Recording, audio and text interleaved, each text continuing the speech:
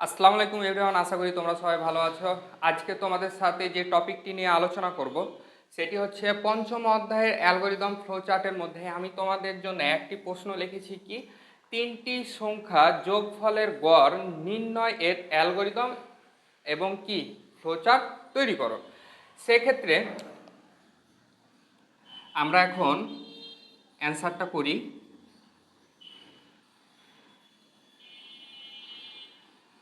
Algorithm আর এই সাইডে কী লিখলাম ফ্লোচার্ট। আচ্ছা, যারা এর পূর্বের আগের যে ক্লাসটা গতদিন যে ক্লাসটা নিয়েছি সেই ক্লাসটা যে না করেছো তারা আগে ওই ক্লাসটা করো, তারপরে তোমরা এই ক্লাসে জয়েন দাও, তাহলে তোমাদের বুঝতে সুবিধা হবে। এখন আমরা কি বলেছিলাম যে আমরা যে কোনো অ্যান্সার করার সময় ইংরেজি ভাষণে আমরা উত্তরটা করবো যেন খুব সহজে আমরা বুঝাতে পারি। আর বাংলাতে উত্তর করলে যে মার্ক কেটে নিবে হবে না এমনটা কিন্তু না, কিন্তু বাংলাতে তোমাদের উত্তর করতে গিয়ে ভুল হতে পারে এবং কি ঠিকভাবে নাও লিখতে পারো। এই জন্যে আমরা বেশিরভাগ অ্যান্সারগুলো আমরা কিসে করব, ইংরেজিতে করব। তো সেক্ষেত্রে স্টেপ অন আমরা কি জানি, স্টার্ট, স্টেপ টু ইনপুট। আচ্ছা, এখন আমরা প্রশ্নটা একটু খেয়াল করি। তিনটি সংখ্যা যোগফলের গড় নির্ণয়ের অ্যালগরিদম ফ্লোচার্ট তৈরি করো। তিনটি সংখ্যা যে কোনো তিনটা সংখ্যা নিলে হলো। সেক্ষেত্রে এ থেকে জেডের মধ্যে যে 26টি বর্ণমালা আছে এইগুলোর মধ্যে যে কোনো কয়টা সংখ্যা নিব, তিনটা। সেক্ষেত্রে আমরা কি সংখ্যা নিতে পারি, আমরা আমাদের পছন্দ মতো আমরা নিলাম এ বি সি। তাহলে কি করলাম, তিনটি সংখ্যা বলেছে আমরা তিনটা সংখ্যা নিলাম, কি কি নিলাম, এ বি সি নিলাম।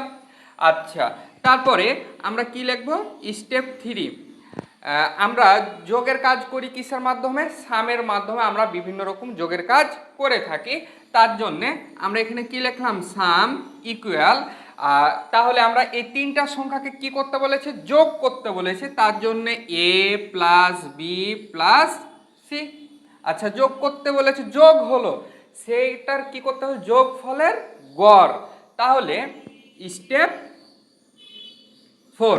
আচ্ছা, গড় নির্ণয় করতে গিয়ে কি করা লাগে, যতগুলা সংখ্যা আছে সেই সংখ্যা দ্বারা ভাগ করতে হবে। তো ভাগ করার আগে কি করতে হবে, আগে যোগ করতে হবে তারপরে ভাগ করতে হবে।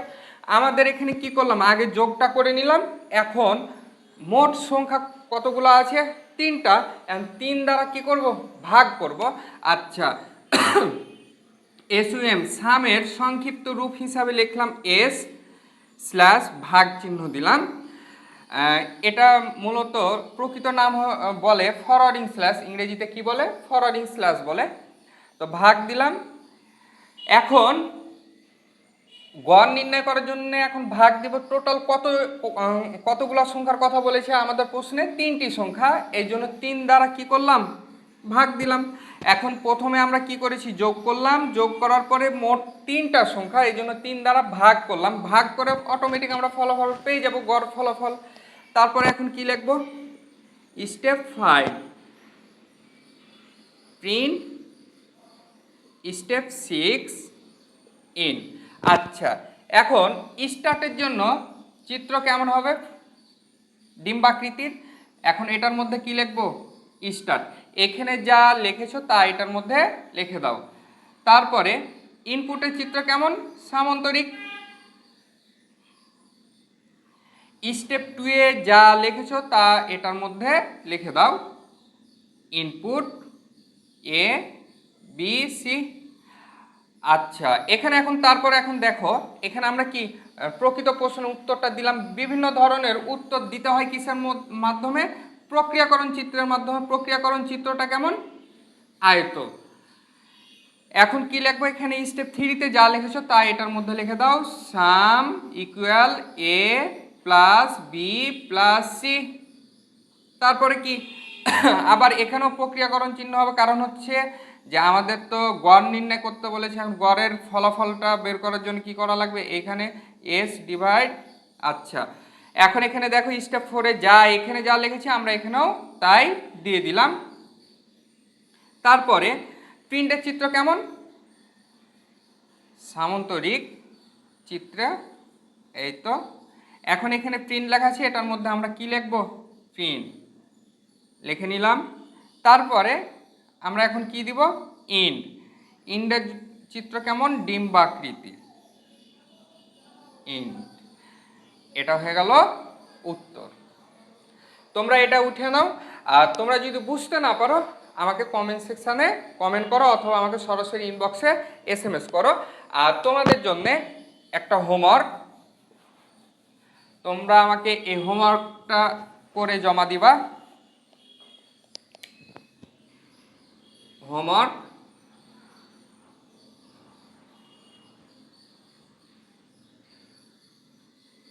পাঁচটি সংখ্যা যোগ ফলের গড় নির্ণয় এর অ্যালগরিদম এবং ফ্লোচার্ট তৈরি করো। এটা তোমাদের হোমওয়ার্ক। তোমরা অবশ্যই হোমওয়ার্কটা করবা, করার পরে আমাকে উত্তরটা জমা দিবা। আর যদি না পারো কোনো টেনশন করার প্রয়োজন নাই, যেখানে সমস্যা হয়েছে সেটা আমাকে কমেন্ট সেকশানে তোমাদের সমস্যার কথাটা বলো, আমি ওখানে সমাধানটা দিয়ে দেবো। সবাই সুস্থ থাকো, ভালো থাকো, আল্লাহ হাফেজ।